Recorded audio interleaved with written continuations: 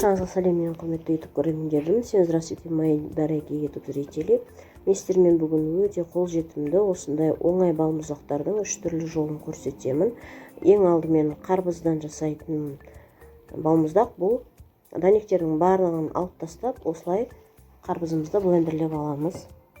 Сегодня я покажу вам 3 разных способа сделать самое простое мороженое.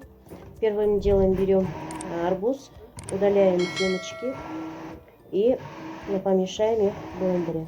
Қалауыңызша саласыз, және де олардың шаурмасын деп қайнатып алсаңыздар да болады.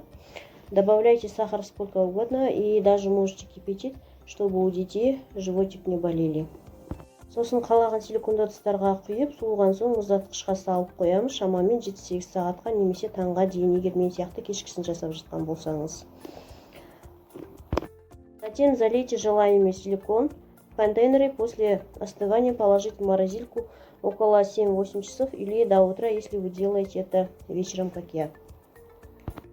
Келесі балмұздақтар 2 түрлі қоюланған сүт және дүкеннің 20-25% қаймағынан тұрады. Следующие виды мороженого состоят из 2 видов сгущенки и магазинной сметаны 20-25%. Бұл балмұздақтарды алдымен блендерлеп, сосын миксермен қоюлату үшін араластырса да болады, немесе бірден миксерлей салсаңыздар да бола береді. Это мороженое можно сначала смешать в блендере, а затем смешать миксером, чтобы загустить, или же можно смешать сразу. Осы видеоның астындағы описание бөліміне құрамына қажетті заттардың барлығын қалдырып қоямын. В разделе описания под этим видео я оставлю рецепт.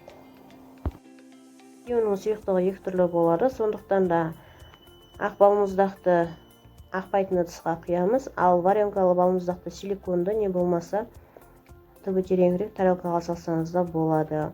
У обоих разная жидкость, поэтому белое мороженое налейте на нетекучую емкость, а мороженое заваренное сгущенкой можно положить на силиконовую посуду или можно на тарелочку с глубоким дном. Қарбыздан осындай мұзды балмұздақ шықты, ал қаймақтан пломбирлі балмұздақ шықты. Из арбуза вышли такие леденцы, а из сметаны пломбирное мороженое. Мынау силиконды балмұздақтарға таяқша қойып, шоколадқа малып алсаңыздар да болады. Вы можете вставить палочки на мороженое в силиконовых формочках и окунуть его в шоколаде. Жасап көріңіздер.